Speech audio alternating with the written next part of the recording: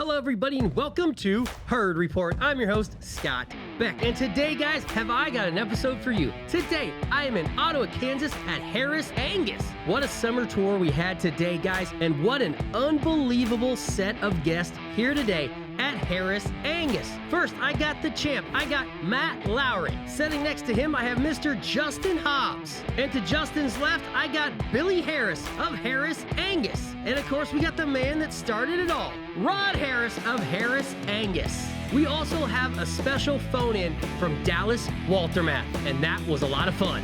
Guys, we had an absolute blast today going through cattle at Harris Angus. If you are looking for the nicest guys in the Angus business, we have them here today at Harris Angus. All right, everybody, sit back, relax, and enjoy the episode. Let's get to it! Hello, everybody, and welcome to Herd Report. Guys, got a special episode for you today. Today, we are at Harris Angus in Ottawa, Kansas, and I was on time today, Billy. Yeah, you were early. It's the first time.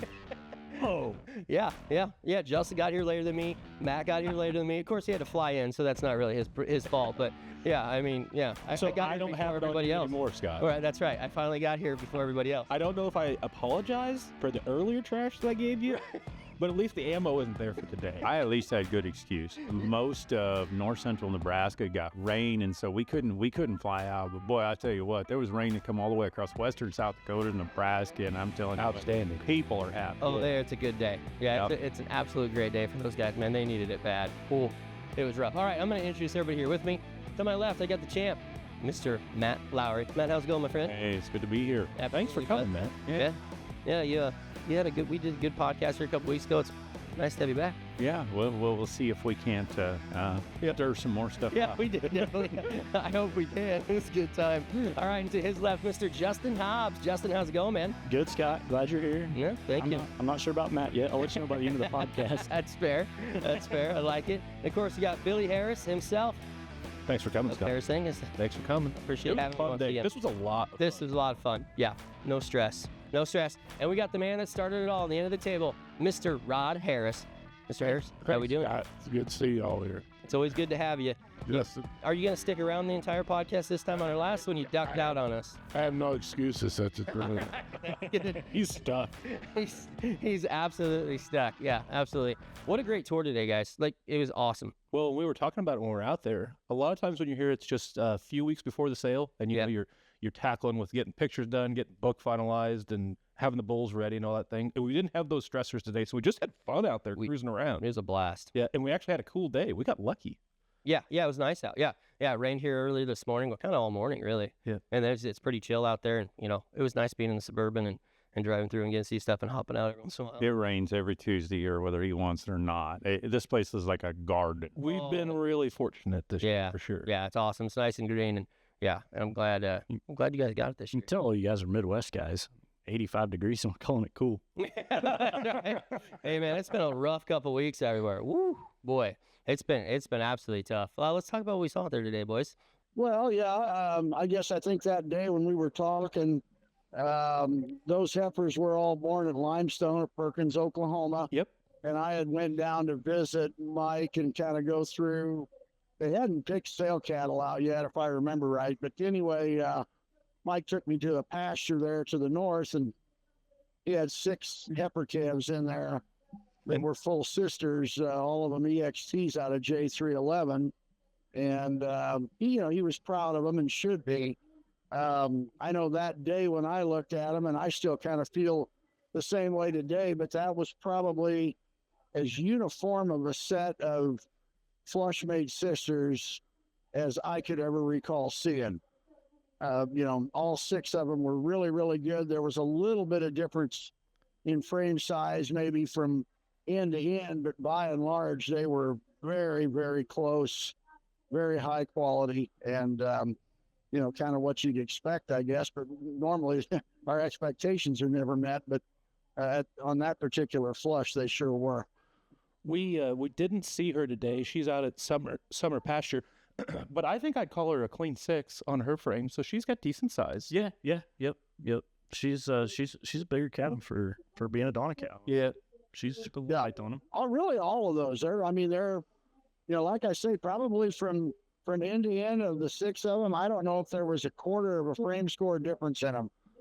And, you know, a lot of them were, I mean, they were all, I would definitely have called them better than 5.5 frame, probably all pushing 6. It's kind of cool to almost skip back a couple generations of genetics and start to use them again here, and will be part of our offering here this next year. That is neat. And there's I'm not sure if I told you, Dallas, but there's a Regard bull calf that I think might be a highlight out of her. So from top to bottom, we read Regard EXT on the J311. Well, Dallas saw the video of that bull calf when he was still on. Yeah, that's right. Yeah. Yep. Well, he's still going, Dallas. He's got some size to him now. I'd guess some 1,100. Oh, I can imagine. Yeah. I can imagine. But yeah, those cattle, you know, a lot of people would look at that pedigree and right away think, well, they've got to be small. And they were anything but that. Sure. You know, and you know, my experience with a lot of the J311 daughters was that they, you know, she was not a little one by any means.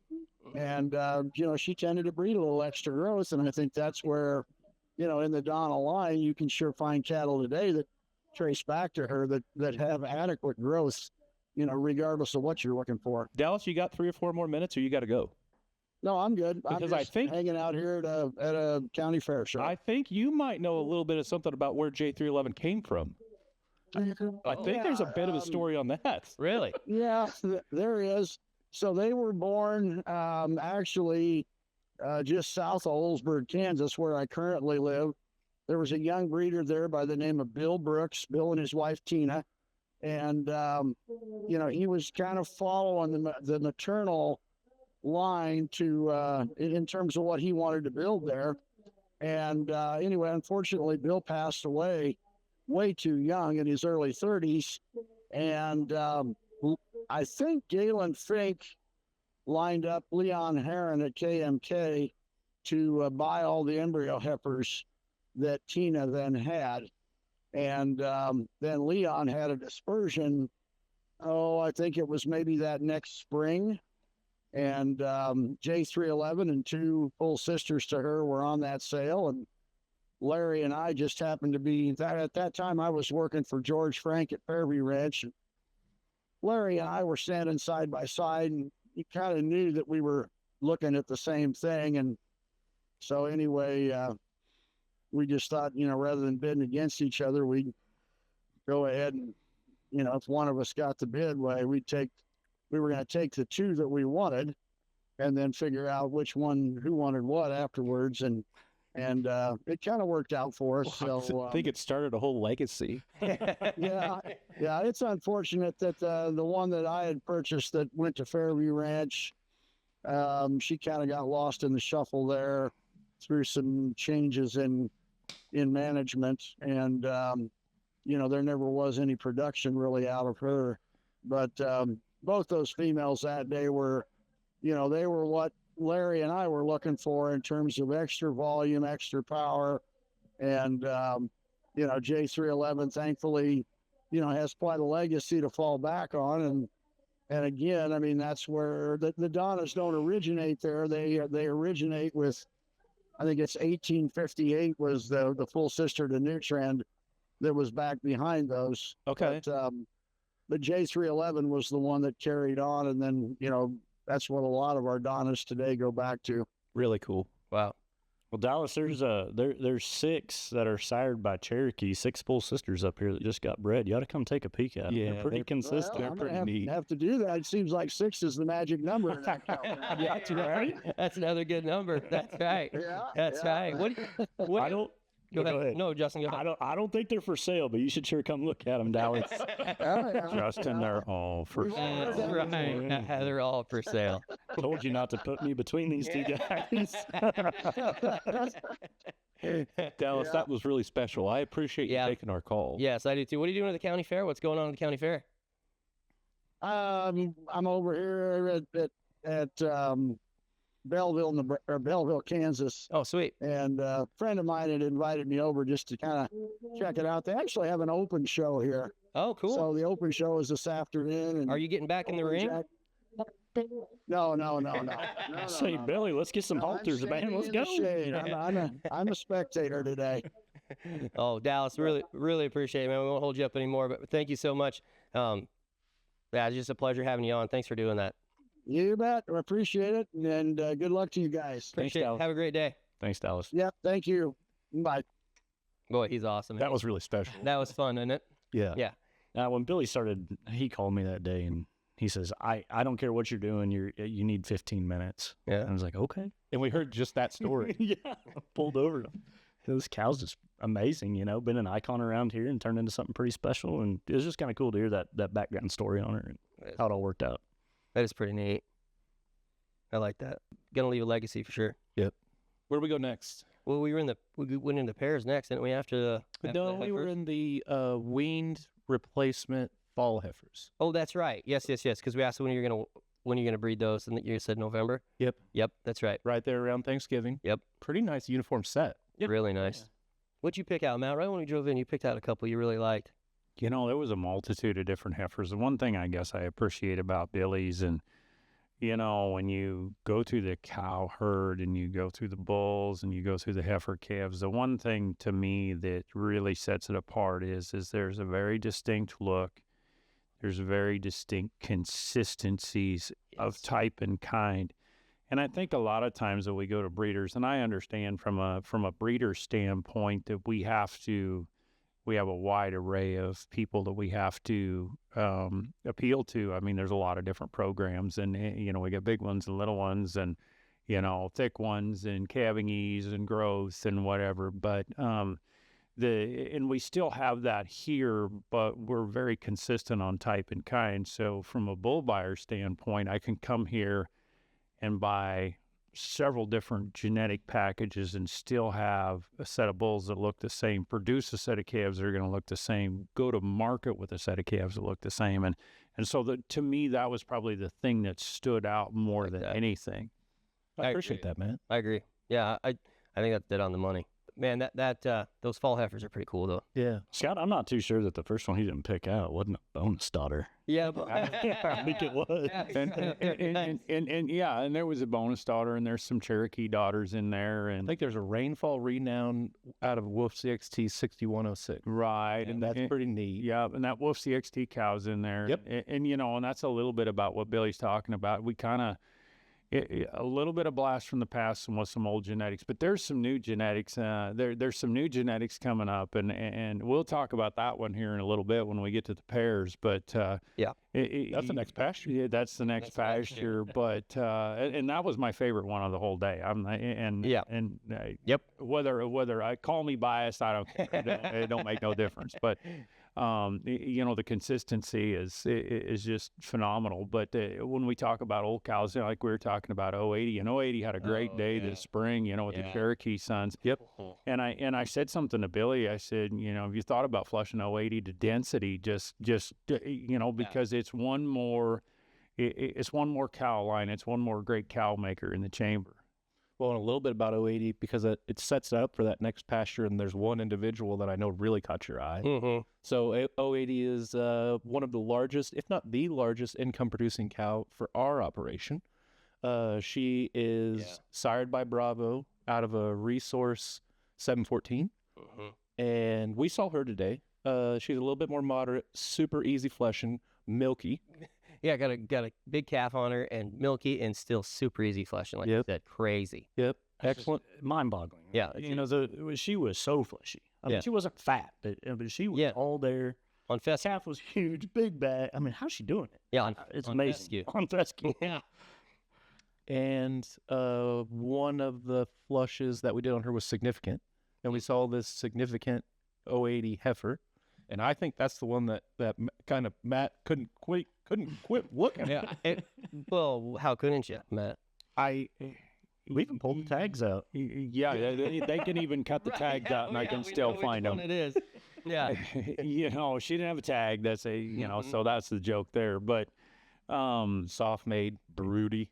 Anybody that knows me knows I like power, and I like big rib cows that are massive chested, and she's deep, and she's soggy, and she's sound, and her feet are good, but when you go into the significant deal and understanding that the Abigail comes out in that deal, and when you go through the old SAV lines, the Abigails, and we all talked about like the Bismarck daughters. You know, Bismarck was an Abigail, and they had such a pretty head, Pretty. and they had a great flat pole, and they had a perked ear set, and significant himself. He had a beautiful Angus head on him. Beautiful.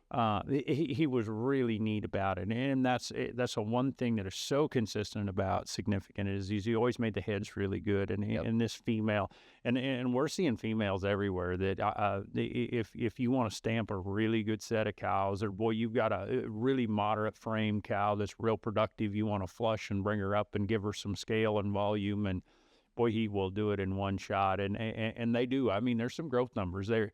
They may not be for everybody. If you're in a low maintenance environment, I understand he's probably not your cup of tea, but boy, I tell you what, there's very few big bulls that'll add that much scale and mass and guts and still be stout and sound and eye appealing, and no tail head, and great disposition.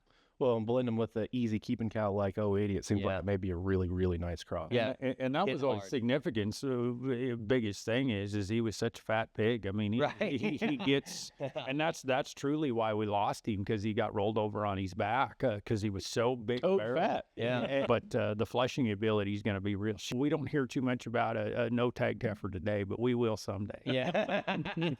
I like that. Yeah, I thought she was cool. I thought the Glacier 5136 heifers in that group were absolutely outstanding too. 5136 would be the full sister to SAV Black Cat May 4136. And I mean, you sold a ton of high selling bulls out of 5136 and daughters here on the sale. And the legacy of her is going to stick around for a long time here. Yeah, and I think we have some individuals in the pipeline now that we know that can help carry her tradition forward to the next generation. Yeah. You know, I don't give Billy compliments very often, but that Glacier 5136, Boy, that's a masterful mating. Yeah, that's the type and kind there really matched up really nice. You know, they both big barreled, and it took a little. What's wrong with you, Justin? 5136. the last one is a big cow with Glacier going there. That cross really hit. I mean, that was really, really cool. Yeah, I thought so too. And then there's a Cherokee bull calf in there too. I thought he was an absolute monster. Cherokee supercharger. He's got maybe one more gear than the balance of the spring calf. Yeah, he's doing it. Yep, awesome. And it's some Denali's, which is a bull you own with Hauschels. Yep. Those calves looked really nice too. Yep. We went up to Salt Bud here a couple summers ago, and I liked an awful lot of what he's got going on. So to get some of his influence here was important to me. And Denali getting the 3015 influence from the bottom side. We've been really impressed with how that sire group's doing. Yeah, they looked really, really good today. Matt knows a little bit about 3015 as well. That's one of the super cows in the breed. I mean, to get her into your herd, I think it's going to be awesome. I think that's going to be really cool, and I think that's one of the great cows. You can see some of the influence, obviously, with Schaff influence. You'll see the Albrecht influence. You'll see the Coleman influence, and I've been welcoming to bring in Bud's influence here as well. Yeah, man. Let's talk about that for a second. Billy's, they've been doing some really cool things here. Mm-hmm. It feels every year it's more and more Harris Angus genetics. It is, and it's and as you look at the whole program, and I remember. When we started this deal, that there was different things. I mean, I remember when Billy bought 5136, and what she's done, and she brings she's probably the largest outlier of the program. Yep. But what she does it with so much consistency in type and kind. Yes. And this is, but the thing is we didn't change the type and kind, and that to me that was so important. But the thing.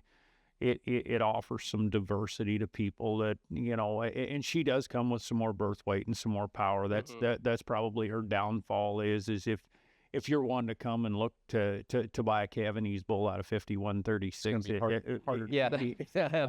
It may happen, but it's a little bit tougher deal. She is a total power cow, but absolutely what her daughters are doing, just like we talked about the Glaciers, we've complemented the cow. We've figured out, of course, we sold to 2 coalitions last year. There's a regard coming up. And I thought when we go roll into the next group of the bulls, I thought there was a Regard 5136 that's a real standout in this deal. And in my opinion, this spring out of the yearling bulls that were held specifically for 2-year-olds, I thought that he was, in my eyes, that bull was leading the pack this spring. You're talking about the Coalition 5136? Regard 5136. Oh, gotcha. Yeah.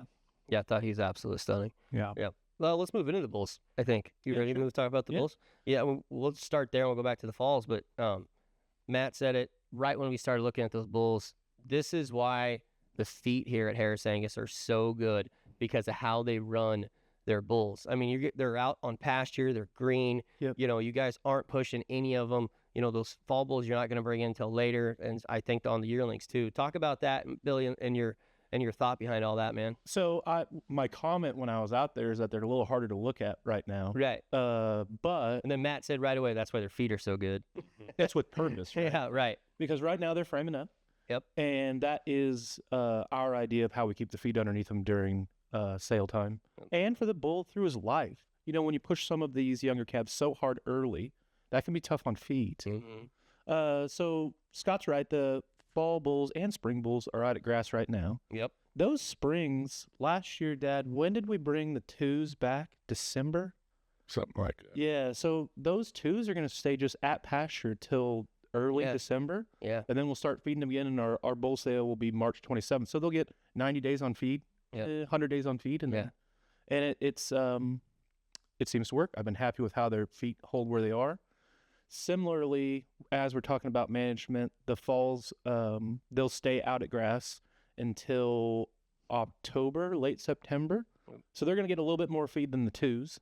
However, it keeps them where they're just growing steady through that time frame. And when you come for the bull sale, you're not going to find the 2,000-pound fall bulls. Instead, they're going to be 1,600, thereabouts.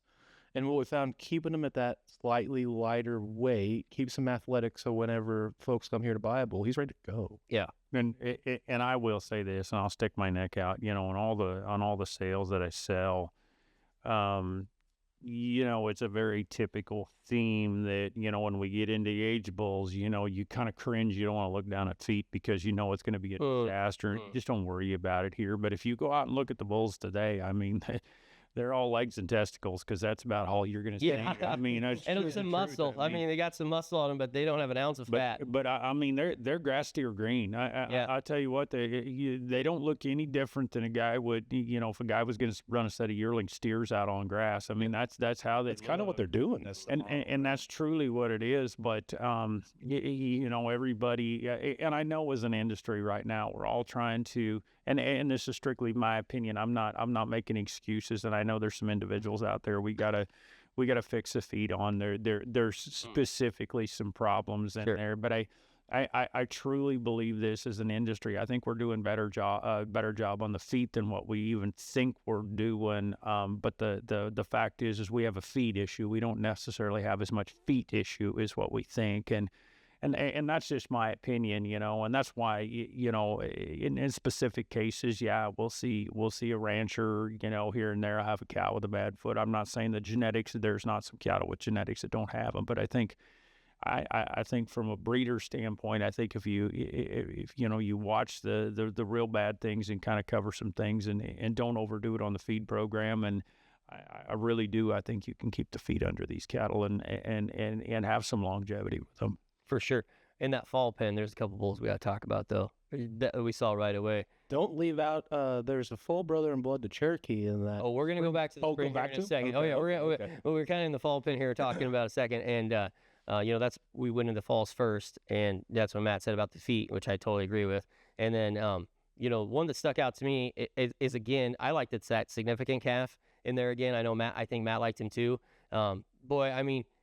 Everything fits in that calf the way it's supposed to be. He's super green. I think come sale day, he's going to be up there towards the top. I can't remember what cow he was out of. What's kind of neat, when they're green like this, you can see a lot of what they are. Yeah. Yeah. They can't hide anything. And you can see a lot of what they aren't. Yeah, that's a really good point. You want to see muscle Yeah. days a day or Yeah. lack thereof. When are you going to lean up? Just lean in. That's good. Also in that pen, there's a couple Regard Oh, man. 5136s. Smoking good. Yeah, they're standing out already. And then there's a couple Regard Y546. That's the Limestone Donna that we talked to Dallas about earlier. And the Regard, and I'm glad Billy brought up the Regard 5136. To me, that cow is just, she's done it here. And, Yep. and she did it for John Makovic Yeah, too. for sure. Yeah. And John was very successful with that cow, and he was from Seward, Nebraska. I mean, most people know John Makovic from his sons who played for the University of Nebraska. Yep. He was my sports therapist in high school. Oh, absolutely. And John was. And I of got course, hurt a lot. they went in on and national championships, but that's another story Right, for another yes. time. But John's a great man, but he Great was also guy. a great breeder for Angus cattle. But he had that cow, and Billy was able to get that cow. And we talked about that, and I remember the phone call one morning. So, what do you think about a Regard 5136? And I was like, you're not exactly gonna, fit for birth weight, but Be fun to see. for type and kind, it's kind of amazing how well it worked. And I who knows what the gods at the American Angus Association. Oh, are gonna I'm do sure to that Right, birth right, weight's right, going to be right. all there. I will say this: there's probably a high probability they're going to be 1%ers, but it's probably not necessarily for what they're looking for. But I expect some birth weight to come. That's but, fair. But if you're a guy that wants power and you're sick of weaning 550 pound calves when your neighbors are weaning 650 to 700 pound calves, then this is maybe a flush you need to look at, but yet they're still sensible size. But the best part about it is the female side to this deal is going to be really, really good. The Regard daughters everywhere. The semen is short, but guys are flushing cows to them because it's working. Well, Kelly Albrecht just said on the Boys from Oklahoma podcast, Regard net worth. Yeah. Regards the top female top producer. two or yeah. three, top two or Female three producer all on his time ranch. in his mind. Yeah. So That's saying something. That's saying a lot. And Yeah. this was a year we reached a little bit further back in the tank to get this Regard semen when we were breeding cows 2 years ago. We're actually going to have a decent size sire group of Regards that will sell this next March. Yeah. I guess Yeah, you're gonna have 10 of them. Yeah, there's going to be a lot of them. Yeah, they're smoking good. Stout. Yeah. One of actually both.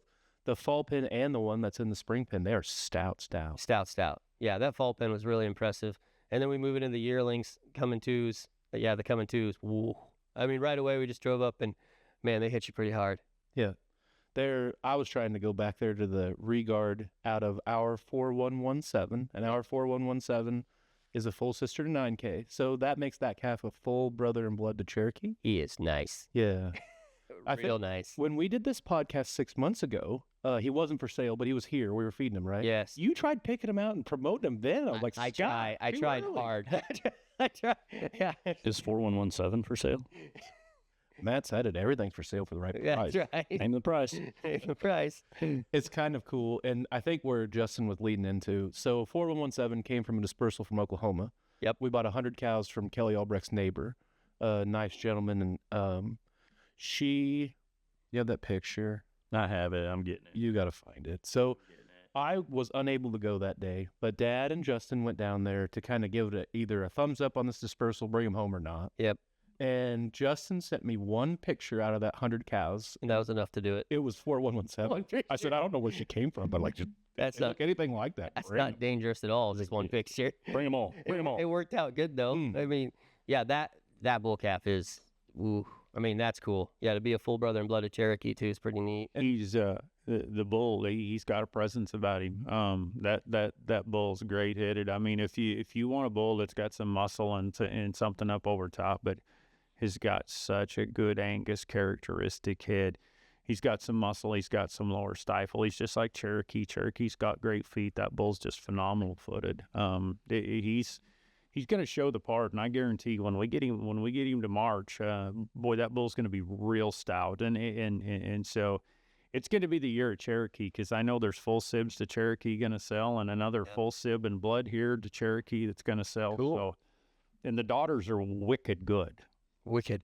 Yeah. Was that I don't think they fell off any this year. I think Harris Angus 27 is going to be as good as Harris Angus 26, the bull sale. And what's wild is when we were putting embryos in this spring, so the ones that are in utero, I'm even, just as the trajectory keeps going, there's so much cool stuff that's happening here. Yeah.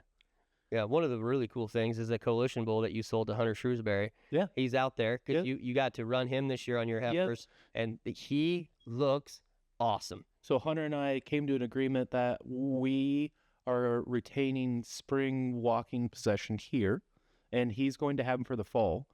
And I've been so excited that that's what we came up with.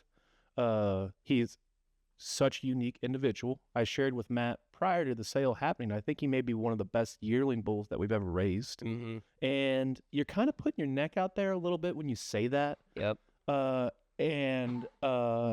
To what we saw today, it's real. Yeah, it held right to it. Yeah. I feel like since turnout, he's actually whipping. His rear end, he's getting I got a great wider. picture of him today, and his back end is square and wide. And excellent footed. He's got a foot like a mule. He has had the whole time. That bull has always been good-footed, but that's probably the biggest change that I've seen in that bull from sale day to now, and I haven't seen him since I sold him, but the pin width in that bull is just unbelievable. And his full brother was the same who Kelly Albrecht actually bought that bull. Oh, that's And right. we got to turn the light switch on for everybody, but there was two sons, and we talked about 5136. Yeah. And I remember the morning I was driving to a sale, and Billy goes, "What do I flush 5136 to?" And we were talking about coalition, and it just seemed like an obvious deal, a blend of two great North Dakota programs, and so that's what we did, and it worked. The feet are good, and the daughters are great uddered. It protected her some on birth weight too. We used that bull that we own with Hunter. We used him on heifers, and I think it's going to work out just fine. And that's rare for her. Her as an individual has a higher birth weight. Yeah, we were just talking about that. Yeah. Like, you're not going to pull one very often. Yeah, it's pretty unique. Yeah, it's a pretty unique cross. Yeah.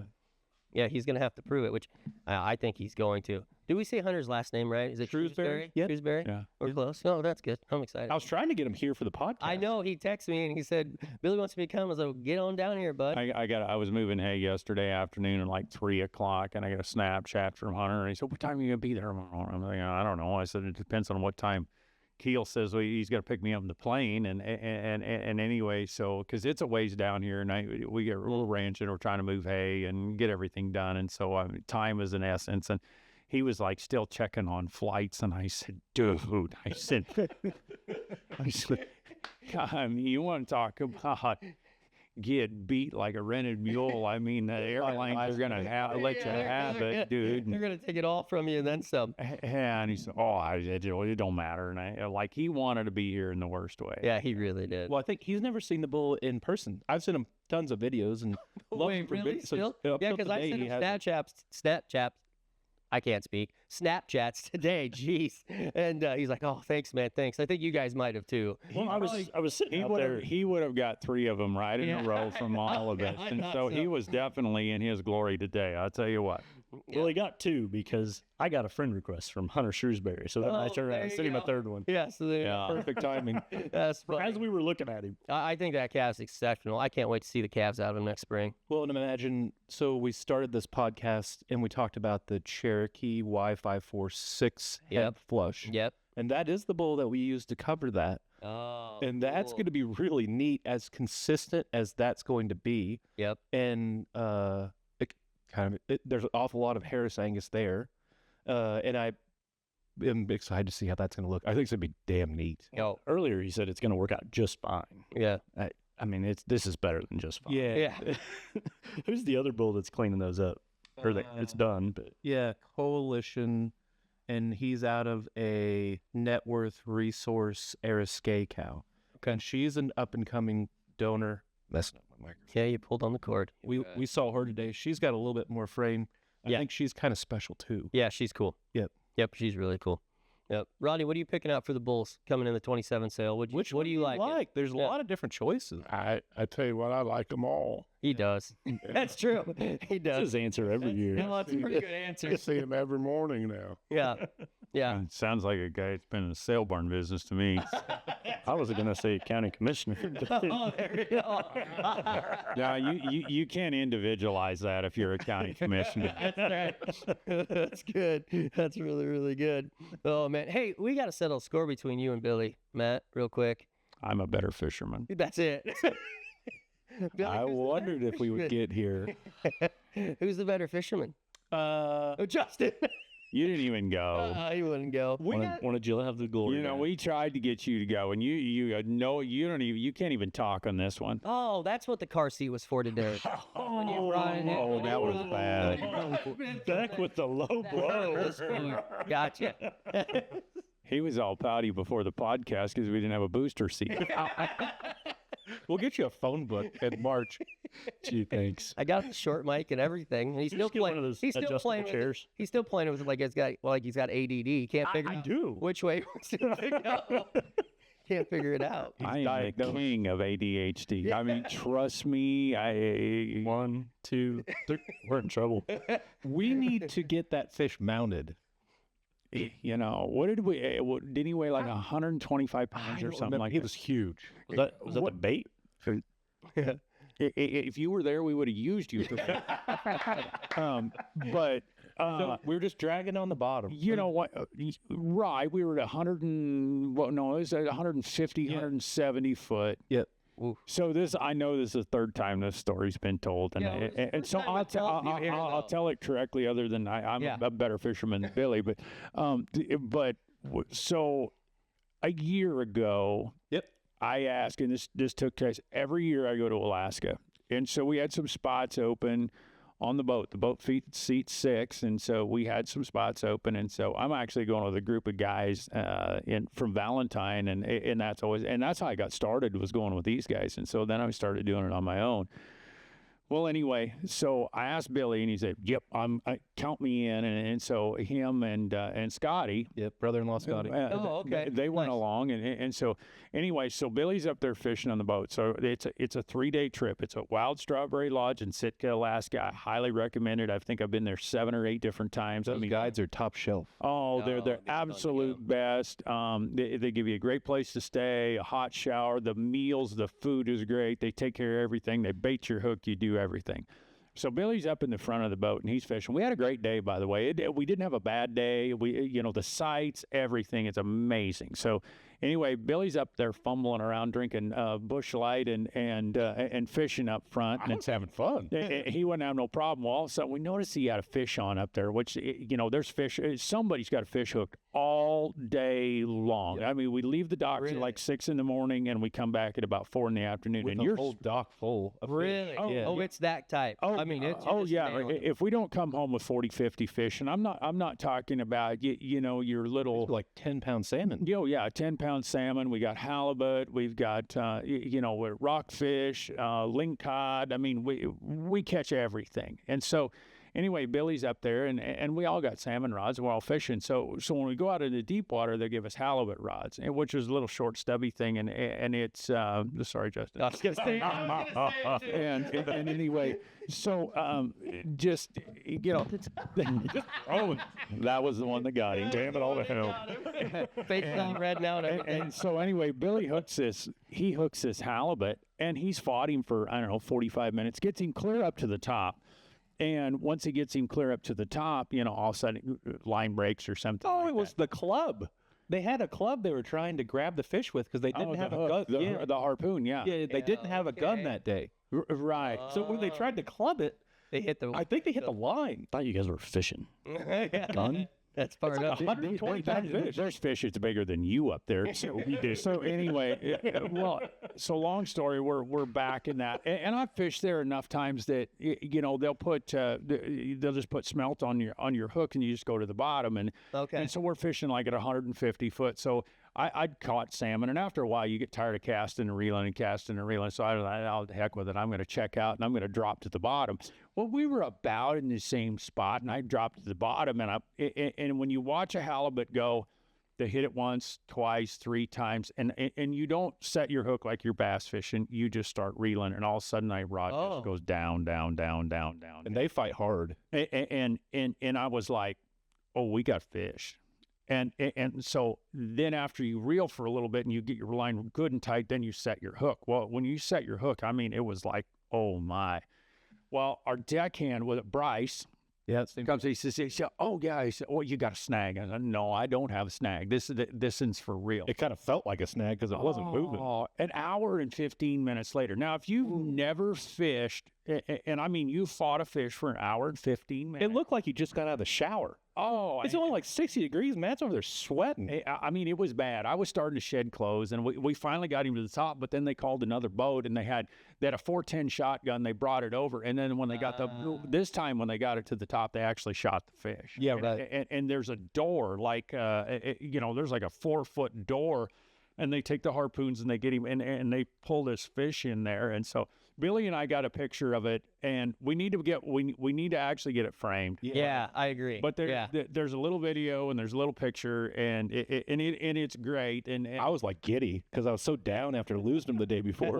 but the other part of the story is we get him in the boat, and then we got to take my hook out, and then he's got another rig on it. Well, it's exactly like my rig. Well, sure enough, it was Billy's rig from the day before. So in that huge ocean, that's crazy that you got the same fish. Yeah, it turns out the Pacific Ocean. Come to find out, all during Angus season. You know what? There's just thousands of them out there, and how the same guy can land on the same bull as I do every year. It's the same thing. So don't give me the ocean speech. So I don't share no information. No more. He doesn't. I was watching him out there today too, looking at stuff and not saying stuff. The black book stays closed. I do have a black book. Oh yes, he does. You know. Yep. It's there's little asterisks besides certain ones, and certain ones are just in the black book. Right. Well, I think I asked Matt today. I said, "Which one do you like out there?" And he looked at me. He said, "The black one." You're doing county commissioner things too. Yeah, I could almost run for. I could almost run for office. I love them all. I love them all. They all look good. Oh man, what a great time here at Harris Angus, guys. Woo! I can't wait for 27. The sale's going to be crazy. We're awfully excited about the offering that's going to be out there. Yeah. What looks. Everybody wants to know, and I kind of want it too, but this is more of a listener deal. I like it. What, in terms of sires and different things, what are you seeing? Like you got a fall breeding program, you're going to flush some cows. What's some matings that you're going to make that's maybe you're the most excited for? So that answer, I've rolled this around in my head a lot, and it's becoming a Harris Angus answer. One example of one that I'm pretty excited about is last year our Lot 3 bull was a renovation out of 5136, and we collected him. He went to a man named Royce Hettinger, a commercial man over the state line of Missouri. Cool. And I did a flush with him to RO80. So when that progeny gets on the ground, it is the 2 lead donors with Harris Angus. And I think those 2 cows, those 2 individuals and the cows complement one another. And as you think about the makeup of 080, as you think about the makeup of 5136, one like that, I'm pretty excited to see how we're going to go. There's one example. And there's another kind of the opposite way. Hey, don't short Lot 3 in that. Lot 3 was a dude. Yeah, you talked about how good 5136 and 080 were. Lot 3 was he was kind of special. He had a brother. They were both special. Yep. Another example, we sold 6 Flush Brothers. They were a highlight this last sale season. They were Cherokee on the 080. Those 6 Flush Brothers, they averaged $21,000. Yeah, weren't they crazy good? And they went to 5 registered breeders. Yep. And we use semen from 2 or 3 of those. Yeah, it was going to be hard to fit. Yeah. And they covered quite a few of our cows. And there is a flush with 2 of those to 5136. Oh, cool. Yeah. So we put in a lot of those eggs. I think like 30 of them.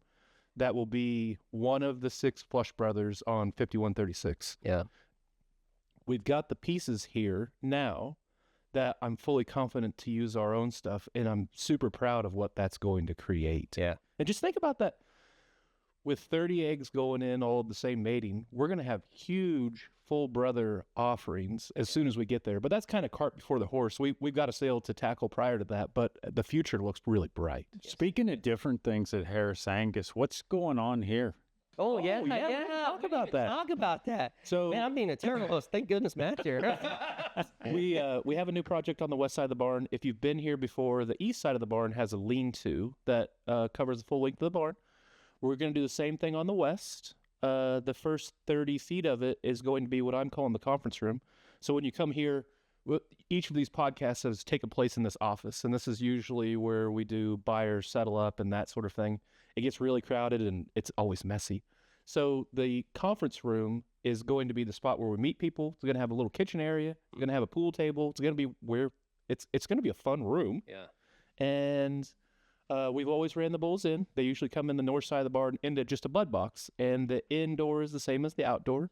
So along with the conference room on the addition, we're also going to have a sale ring on the west side of the barn. Awesome. And we'll have a separate indoor versus outdoor. It's going to flow better. It's going to be safer. That was maybe one of the main drivers to make sure that this happened. Cool.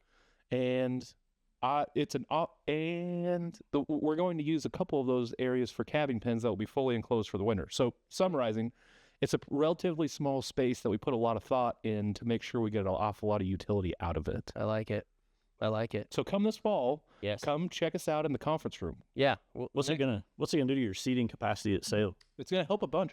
So there were comments this last sale season that there really wasn't room to see, because as you look north in the sale barn, it's more narrow. And next year and years following, as you look west, you have quite a bit more room. We're going to be able to pull in at least one or two more bleachers. So there's going to be plenty of room for people can see them come in. That's a sad thing. Oh, See, I like this is me personally, but I almost like a sale barn that don't have enough room, and it's She was standing packed room last only. year, man. Oh, there was a lot of people here. Holy Moses! And in this scenario, it is like overflowing. I don't blame Billy, but sometimes you can have the most beautiful facility with all this seating, and you may have a fantastic crowd, but it looks like there's like 5 of your neighbors showed up for the sale, you know. Yep. Not at Billy's. You don't have to worry about that. We've got the support, and the folks will be here, and we're grateful for that as well. I remember having my bull sales in Erickson, and that's what it felt like. Well, maybe there was only 5 people there, man. I can't remember. 7. That was kind of it. But yeah, I can't wait for this, man. This is going to be awesome. I'm excited for you guys at conference room. Yeah, the next podcast will be over there. Yeah, we're going to have a little bit more room to spread out. Scott's Excited in here. We get taller chairs. That's why Justin wanted those like rods got, so he could lift them up a little bit. Get up. I'm just gonna bring a cowboy hat next time. I'm a big boy. Big boy. Guys, I had a blast today. This was a lot of fun. Thank you guys for coming. This is probably the most fun podcast we've done here. Like this is just easy and fun. This is a good time. A lot less pressure. Really enjoyed it. All right, before we go, Billy, Rod, you guys got to get some contact information here about Harris Angus. Where can people find out more? And I'm sure you'd be willing to give some tours too, right? Yeah, absolutely.